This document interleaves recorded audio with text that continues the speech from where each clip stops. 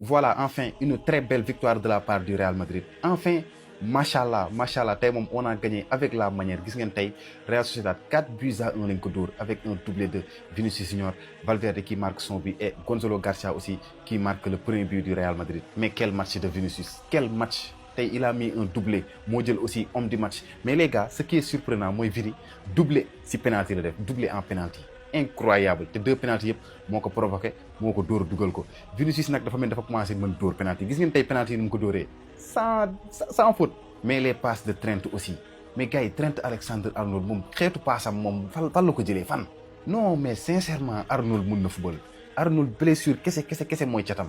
mais su footballee rek kenn mënu ko. Non di yàlla na jëm kanam Arnold ngir yàlla bul blesseeti Arnold bul blesseeti xool leen xeetu paas yi nii. Non c'est incroyable moom tayal naa dugal bi yomb quoi moom tayal naa dugal bi yomb xool leen tey bi mu dugal bi bu rëy la dugal comme d'habitude toujours Federico Valverde. Donc actuellement si classement bi on est premier mais provisoirement parce que Barça day jouer lundi inchallah contre Gérone gis ngeen actuellement on a 60 points Barça am 58 rawee nañ ko 2 points donc Barça bul def faux pas ndax soo defee faux pas rek am nga problème. En tout cas une très belle victoire dans l'ensemble, franchement bravo à toute l'équipe, bravo aussi à Gonzalo Garcia qui a encore marqué un but, donc bravo à toute l'équipe, félicitations à la Madrid Inadamas. am na ay équipe yi ngeen xamante nii jom zéro fulla zéro fayda zéro Sociedad yéen daal Vinicius dugg seen surface bi ngeen di bañ taakale kese daa nekk football. Penalty yi nag am na ñu naan am na ñu naan amul mais maa ngi siy ñëw léegi nii. Mais les gars pour moi match Real Madrid tey bii bokk na si l'un des meilleurs matchs du Real Madrid cette saison. Real Madrid c'est vrai mu ngi doon gagné mais si jeu bi da ngay xam ne Real Madrid bi li muy jeu des na mais Real Madrid tey lim football ba saison bi commencé ba tey est-ce que am na beneen match bu Real Madrid football lim football tey. Tey Real Madrid il a gagné Sociedad avec la manière sans Kylian Mbappé en plus Mbappé jéewul mais Vinicius était là un très grand Vinicius Junior qui a inscrit un doublé. C'est vrai aussi sur penalty la dugal mais ñaari penalty yëpp moom moo ko provoqué ñaari penalty yëpp moo ko liggéey moom moo ko indi moom moo ko teg transformé ko en plus. Sociedad tey jéemul dara si match bi benn bii bu ñu am si match bi sax Oysen moo leen ko may moo def benn taakal boo xamante nii mën naa ne erreur bu rëy la parce que joueur Sociedad bi foofu yaakaar moo ne mën na récupérer ji bal bi Sociedad def erreur taakale voilà yenu tànk waaji loolu moo tax ñu dugal mais bu du woon loolu duñ dugal. Penalty yi nag comme toujours penalty yi moom fu mu am moom coow dina fa am. Premier penalty moom gisuma gars yi kaas yi gisuma gars yi wax am na amul premier penalty bi mais penalty bu jur coow mooy deuxième penalty bi loolu la gars yi di gën di kaas. Penalty bii daal la gars yi di coow naan am na wala amul pour vous fii nii penalty la wala du penalty tontu leen ma si commentaire yi. Vraiment un match très séduisant de la part du Real Madrid comme ni ma la ko waxee léegi Real Madrid gëj naa koo gis mu fubalee nii tey jeu bi mu indi ni mu tegee bal bi voilà jeu bi ni mu fluide vraiment tey on a vu du beau jeu côté Real Madrid li nga xamante ni lu rare la ñu gis ko si ñoom. Instant bi nag Barça amatul droit à l'erreur parce que Real Madrid actuellement rawee na ko 2 points d'avance Barça nag bu ñaanuma ko yàlla mais bu ñu nuyolee rek wala ñu perte rek du baax boobaa Real Madrid day jiitu Barça mais Barça dóoree rek day ñëwaat première ci kaw Real Madrid ak 1 point d'avance. Donc félicitations aux merengues pour cette très belle victoire.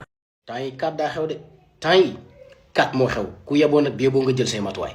waaw mais waa Real Sociedad moom ñoom xam naa ku leen tudd ñoom ñu ni moi au moins am naa benn bi mais wax ngeen dëgg quand même mu ngi noonu gars yi victoire du Real Madrid contre la Real Sociedad 4 buts à 1.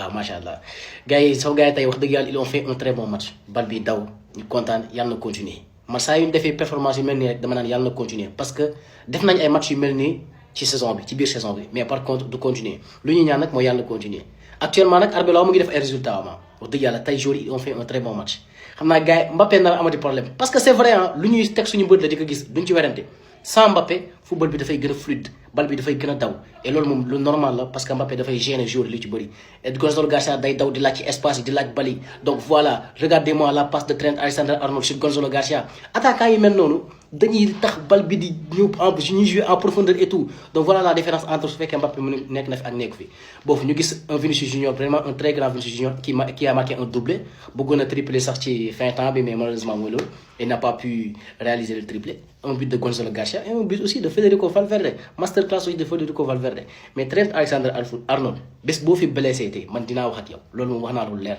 et aussi mais pourquoi pas Dani Ceballos les gars à la place de Camavinga au milieu de terrain c'était trop ça comment dirais-je de déchets beaucoup de déchets Eduardo Camavinga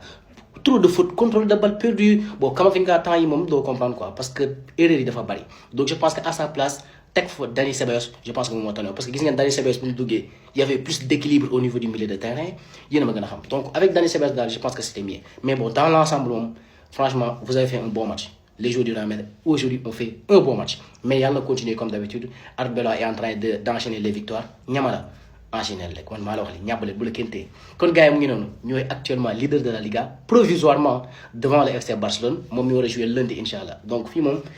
classement bi ko soxla rek xamal ne mu ngi ñëw léegi day ñëw léegi incha allah mu ngi noonu gars yi kon vamos gars yi. waaw mais lii sama Real la wala ah bu yeboo ñu profité de ndax lii moom c'est rare muy am biir Real football ñu kontaan bëgg ci diggante football ba pare gagné non c'est juste incroyable 4-1 Real Madrid doon na Real Sociedad 4-1 Barcelone voilà toujours ñoo ngi seen ginnaaw duñ leen bàyyi mais vraiment j'ai regardé un match mais waouh mais il y avait de l'application, il y avait du jeu, des combinaisons, un apport défensif vraiment exceptionnel. C'est un match complet du Real Madrid. Des buts de Garcia, Vinicius sur penalty 2 fois et Valverde avec un but de malade. Je ne peux pas dire parce que ils ont fait leur match, mais naa am ñu ma cité fii mais naa am ñoo defal vidéo à part. Mais vraiment, j'ai vu un Real Madrid sérieux. Un Real Madrid qui joue au football. Un Real Madrid, ils étaient à l'aise en fait. Tactique de jeu, je peux dire un 4-4-2 à plat, 4-4-2 à plat, en phase défensive, tu vois nettement que qui dit Camavinga et Valverde, Dani Fat couloir, voilà, donnent des milliers excentrés. Et là, Vinicius et Gonzalo qui vont essayer de déclencher le pressing. Et vraiment, ça a bien marché parce que joueurs yi dañu doon coupé carrément ligne de passe lu bëree ligne de passe en joueur Real Sociedad yi dañ ko doon coupé daanaka lu bëree ba dañuy jëlaat bal bi avant même ñu yegg suñu défense loolu laa am kaas parce que équipe bi da doon am facilité bu doy waar à toucher notre défense dañuy am facilité bu bëree bëri un passe deux passes ñu jàkkaaroo suñu ligne défensive te loolu dafa waroon dakk. Et aujourd'hui, j'ai vu un militaire, c'était solide. Ça a coupé beaucoup les transitions des joueurs de la Real Sociedad. Et vraiment, lolo pour moi, j'ai gagné, j'ai facilité match parce que la défense, pour nous pour l'équipe Real Sociedad, défense, c'était assez compliqué parce que sur le terrain, c'était compact, c'était serré. On récupérait beaucoup de ballons et là dès qu'on récupère le ballon on joue en transition rapide, on tourne à Vinicius, là il fait son travail de penalty. Un Arnold exceptionnel. J'ai vu un Tchouaméni, il a géré son rôle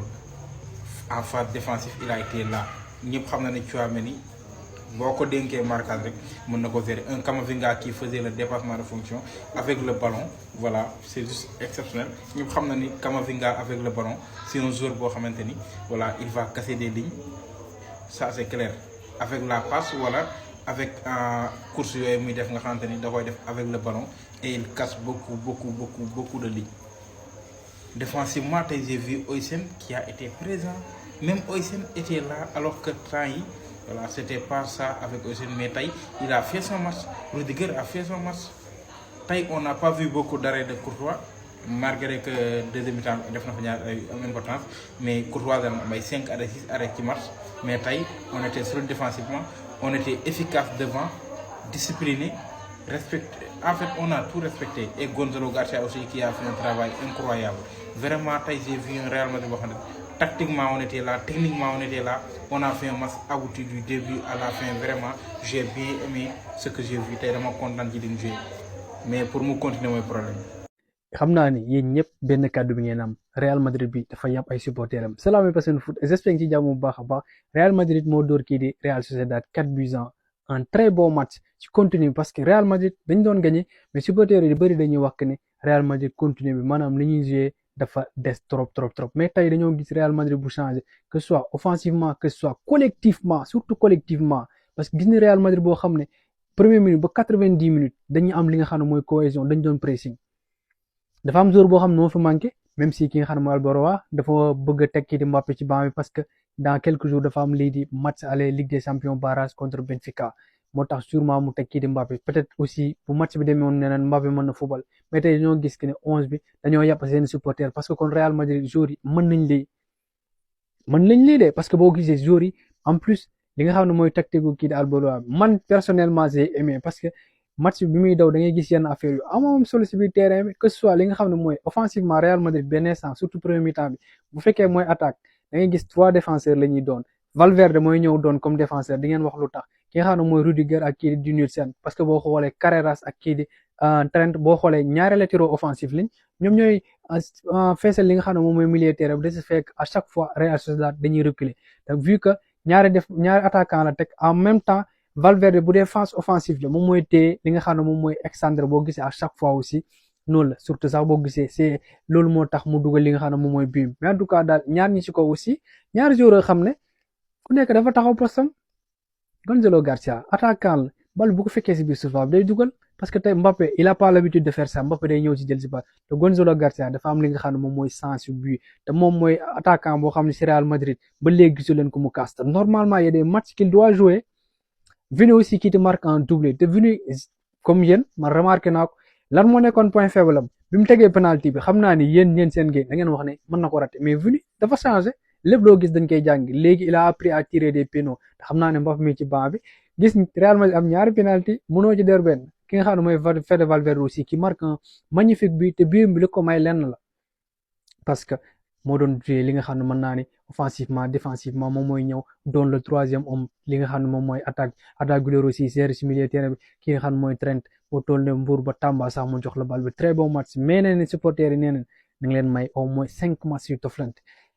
mais Dinilsen yow man ak yow am nañu wax parce que man dama toog fu nekk mën a duñ jaa ngi nii waa jaa ngi nii depuis ngay nekk Juventus next gen bi maa ngi lay wax topp leen booy bi nga dem Bournemouth ma ne leen topp leen booy mais diin y a des fautes yoo xam ne kenn du ko def en tant que défenseur yow diin yow da nga yore ñetti jikko da ngay pousser da ngay taakale foo amul taakale en plus des fois da ngay perdre ci perdre li nga xam ne moom mooy repère bi en tant que défenseur de Real Madrid te instant bi da nga am problème bu nganda Militao moo ngi ñëwaat Raúl Asensio moo ngi commencé defaat ay match ki nga xam ne mooy Rudiger aussi ñëwaat na boo dof-dofloo ci banc bi nga toog dans les commentaires supporter Real Madrid maa ngi leen déglu Real Madrid jël na première à 2 points ci li nga xam ne mooy FC Barcelone muy joué lii di lundi.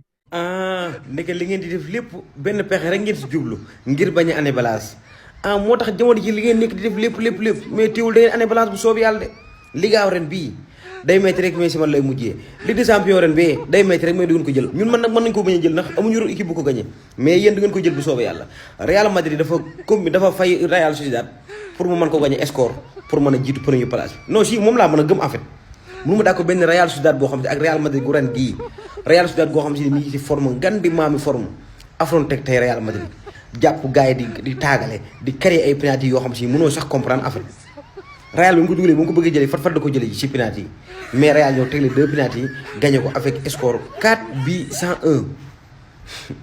bi da Chinois bi gi nga Chinois bi tamit ku jërë waxal la gis nga Chinois boobu billahi ñi naan Mbappé mais Mbappé dafa war di football man Mbappé bu footballee sax équipe bi day xaw a jaxasoo man Mbappé warut di blessé en fait bëgg nañ mi blessé mais bu mu blessé nay football nga ñëw si beneen bit bi finition 2 penalty yi Valverde mooy score Real Madrid kenn ak ñoom penalty lañ dugal te au moins fi wax si Real quoi ndax dañoo tax sama yaakaar